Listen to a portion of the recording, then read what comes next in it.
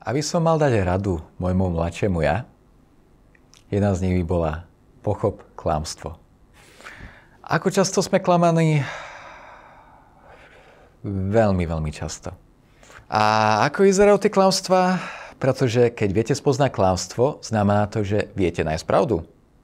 Ako pochopiť klamstvo? Hovorí sa, že existujú iba 3 typy biznisov na svete. Biznis o zdraví, biznis o financiách a biznis o vzťahoch. Ale v skutočnosti je tu aj štvrtá časť, ku ktorej sa dostaneme neskôr. Ak klamete sami seba v oblasti zdravia, to znamená, že najskôr sa stanete chorým.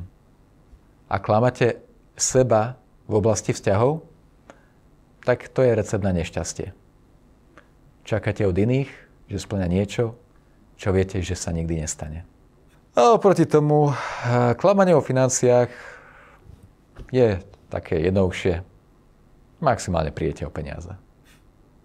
Ak klamete seba v otázke, kto som, máte tendenciu veriť ilúziám a potom ste zrazu prekvapení a nešťastní, prečo sa život nevyvíja podľa vašich predstav.